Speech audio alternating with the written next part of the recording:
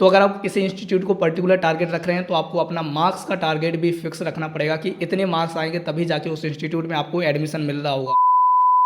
Hello everyone, this side Alok Sahu. I am BTech final year student from NDRI Karnal and आज हम बात करने वाले हैं काफ़ी इंपॉर्टेंट टॉपिक पर। इसमें हम डिस्कस कर रहे होंगे कि आखिर बीएचयू में अगर आपको बीएससी एग्रीकल्चर करना है, जो कि आपको पता होगा कि आईसीआर का एक बेस्ट इंस्टीट्यूट है। सिर्फ आईसीआर का ही नहीं, आईसीआर के अलावा भी इसमें एडमिशंस हो रहे होते हैं जो कि सीयूटी के थ्रू ही हो रहे होते हैं। तो अगर आपको बीएचयू से बीएससी एग्रीकल्चर करना है आईसीआर के थ्रू, तो आपको आईसीआर में कितना टारगेट रखना चाहिए ताकि आप बीएचयू से बीएससी एग्रीकल्चर कर सकें। तो आपको पता होना चाहिए, अगर आपको नहीं पता है, कि आप आईसीआर के अलावा भी सीयूटी से डायरेक्टली बीएचयू में एडमिशन ले सकते हैं। सीयूटी से जो सीट्स रिजर्व हैं वो 80% हैं एंड आईसीआर में जो सीट रिजर्व हैं वो 20% हैं।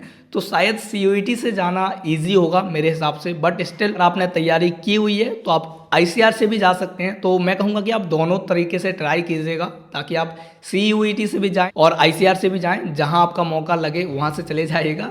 बाकी आईसीआर से जाएंगे तो आपको स्कॉलरशिप मिलेगी बीएचयू में। अगर आप डायरेक्ट एडमिशन ले रहे होंगे सीयूटी के थ्रू तो आपको स्कॉलरशिप नहीं मिल रही होगी आईसीआर वाली, जो कि एक एनटीएस स्कॉलरशिप होती है, 3000 पर मंथ आपको मिल रही होती है। तो ये सारी चीज़ें आपको थोड़ी बहुत पता होनी चाहिए। बाकी कट ऑफ के बारे में बात करें कि अगर आपको आईसीआर से जाना है बीएचयू में तो कितना कट ऑफ होना चाहिए कैटेगरी वाइज, हम यहाँ डिस्कस कर रहे होंगे। उससे पहले अगर आप चैनल पर नए हो तो चैनल को सब्सक्राइब करके जरूर रखिएगा ताकि फर्दर जो भी वीडियोज हमारे चैनल पर आएँ वो आपको सबसे पहले मिले। एंड उसके अलावा अगर आपने हमारा टेलीग्राम ग्रुप ज्वाइन नहीं किया तो उसको भी ज्वाइन कर लीजिएगा ताकि जो छोटी छोटी अपडेट्स होती हैं जो हम यहाँ शेयर नहीं कर पाते हैं वो टेलीग्राम पर आपको ईजिली मिल सकें। एंड उसके अलावा अगर आप आईसीआर के लिए डेडिकेटेडली प्रिपरेशन कर रहे हैं एंड उसकी आपको मॉक टेस्ट की ज़रूरत है, स्टडी मटेरियल की ज़रूरत है, हमारी पर्सनल मेंटरशिप की ज़रूरत है, तो उस सब चीज़ों को हमने अपने ऐप पर प्रोवाइड किया हुआ है। अगर आपने हमारा ऐप अभी तक डाउनलोड नहीं किया है तो डिस्क्रिप्शन में आपको लिंक मिल जाएगी या फिर आप प्ले स्टोर पर सर्च कर सकते हैं, यहाँ आपको बैनर दिख रहा होगा, यूज़ करके भी आप हमसे कनेक्टेड हो सकते हैं। और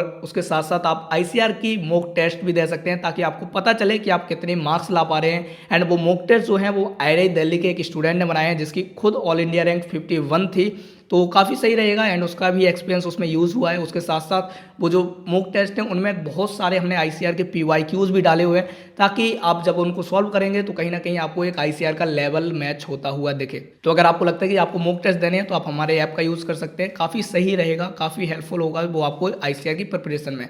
तो अब बात करते हैं कट ऑफ्स की कि अगर आपको बीएचयू में जाना है आईसीआर के थ्रू तो कितना कट ऑफ होगा। तो अगर आप जनरल कैटेगरी से हैं, ईडब्ल्यूएस से हैं या फिर ओबीसी कैटेगरी से हैं तो आपको कट ऑफ में बहुत ज़्यादा डिफरेंस नहीं देखने को मिलेगा। वैसे मैंने इस वीडियो के पहले आपको टॉप 5 और आईआईटी दिल्ली के कट ऑफ्स के बारे में डिस्कस कर चुके हैं। अगर आपने वो नहीं देखे तो आप उन वीडियोज़ को भी देख सकते हैं, उनसे भी आपको एक क्लैरिटी मिलेगी कि अगर आपको आईसीआर के टॉप इंस्टीट्यूट में जाना है तो कितना मिनिमम टारगेट आपको रखना चाहिए ताकि इन इंस्टीट्यूट में आप जा सकें।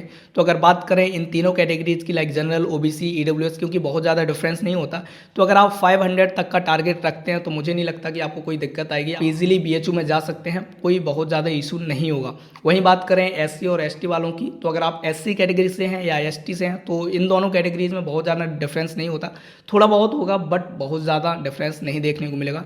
तो अगर आप एससी और एसटी कैटेगरी से हैं तो आप 450 के आसपास तक का टारगेट रखिएगा। मतलब मैं तो कहूँगा कि इससे आप ज़्यादा ही रखिएगा, बट अगर आपके 450 तक भी मार्क्स आ जाते हैं तो भी आपको बीएचयू जैसा इंस्टीट्यूट बीएससी एग्रीकल्चर के साथ मिल सकता है, आप ट्राई कर सकते हैं। तो अगर आप बीएचयू को टारगेट रख रहे हैं तो जनरल, ओबीसी और ईडब्ल्यूएस वाले तो कम से कम 500 तक का टारगेट रखें ही रखें।